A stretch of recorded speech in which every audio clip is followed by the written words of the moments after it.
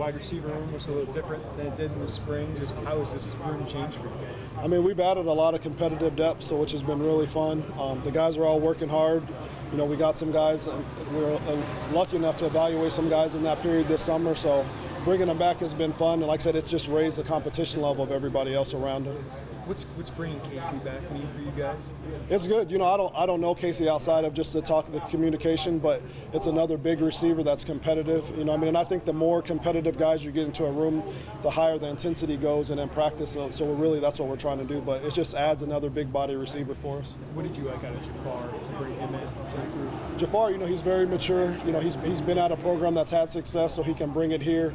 You know, he prepares really well. So he's done a good job coming in, being a leader, and just showing some of the guys, the younger guys, how to take notes, and he works extremely hard, so it's been a pleasure to work with him. When was the first practice you saw Isaiah Williams at wide receiver, and what did you think when you saw him? I think it was like the practice after the spring game, and then you just see his natural ability. Like you see it when he scrambles and he takes off, but then it's at the quarterback spot. But then when you see him stop and start doing the receiver drills, I mean, he has some really good skill sets to work with. Yeah, what can he bring to you guys in that slot? I mean, he's a dynamic player. We know he's fast. We know he's shifty. I think he set the quarterback rushing record versus Rutgers, so you know he can do things with the ball in his hand. So now it's just a matter of getting him comfortable and helping him learn the nuances of playing wide receiver. But once again, we got a group of guys that work really hard, and he comes in every day ready to learn, and you can coach him really hard, so that's been fun. What's that education as a wide receiver for him? Because obviously he knows a little bit about the passing game. Right. Like, what's that look like for you guys? I think it's just the details of wide receiver. Like, he's played quarterback his whole life, so he understands like where people are supposed to be at. But now it's just how am I supposed to get there? So that's been something that he's learned. Like, okay, I know what route I have, but how do I run that route off of what leverage? We did the same thing at another school when we had Jacoby Myers. It's just understanding them and getting them to understand just the fine details of being a route runner. Yeah, what are some of those things you have to really focus on? Just about attacking leverage and setting people up, and just like the little nuances of how to create space at the top of the route. And I told him, like, they're going to hit you. Like, you don't have 5 guys protecting you, so him just getting used to getting hit and stuff like that. He was rattling off like a bunch of NFL wide receivers he watches. Is that something you encourage him to do, or is that just something you? A little bit of both. You know, I like to study tape, but he's a football guy. He's a football junkie, so he was studying tape. So we were kind of feeding off each other of, hey, what should I study? Who should I look for? And then we sat down and just said, hey, this is the things that you're looking for to get better at. Don't just watch as a fan, kind of watch as a guy that's trying to study someone and incorporate that into their game. Have you had to like slow his, I don't want to say learning curve for you of him and teaching him, or is he just soaking all of that up and performing it? Does that make sense in terms of like, he's got all this talent and that's right. Great, but like, do you find yourself pushing him?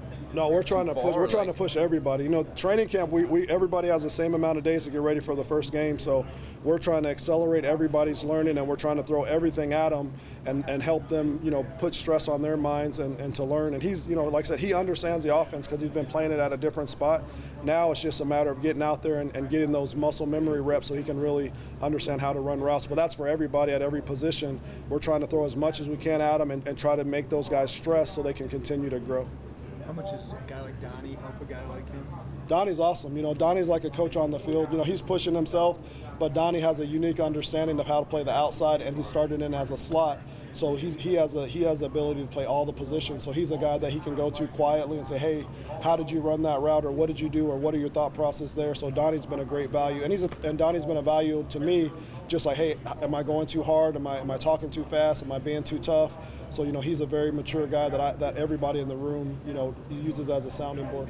Isaiah said you called him some kind of noodle. Is that what you call him? A wet noodle. You know, he just flatlined. I'm like, give me a little energy. So he says he's a silent assassin, so I'm going to start calling him Assassin from now on.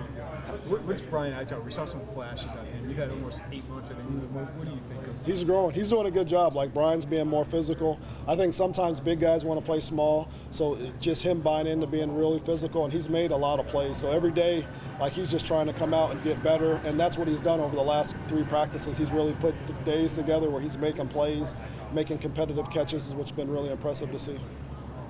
And Pat Bryant is a guy that was here before you got here. I know he's young, he's got time to grow, but what have you seen from him so far? He's good. He's very mature. I think that's the one thing that stood out to me is when you talk to him, he has a seriousness about him. He understands that football is important, and he understands what it takes to be successful here. And he's another guy this is day 3, but he's pushed himself every day to get better at something, and you can see him growing on tape. So he's been a pleasure to see. George, not talking about any specific recruits, but in the class of 2022, talking with coaches and athletes who have committed, your name just keeps kind of popping up on the recruiting trail. How have you felt on the recruiting trail and about the efforts of this staff as a whole so far? I mean, we have a staff of great recruiters, so it makes it easy, and it's not one person. I think when we recruit, whether we bring them on campus or we're calling, it's a group effort. So I think the kids feel everybody loving them up, and I think that's why the tide is changing our way. But Coach B's put together a great staff of guys. I'm just trying to do my part, identify some guys, and the biggest thing in recruiting is to develop relationships. And when you got Aaron Henry, you got Coach Boo, it's easy to develop relationships because everybody's in that relationship to try to get the kid to fall in love with Illinois.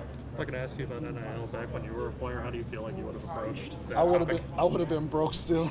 Simeon Rice, Kevin Hardy, I still would have been broke. My friends would have been making some money, but I think NIL is great. It gives everybody an opportunity to make some money and to get their brand out there.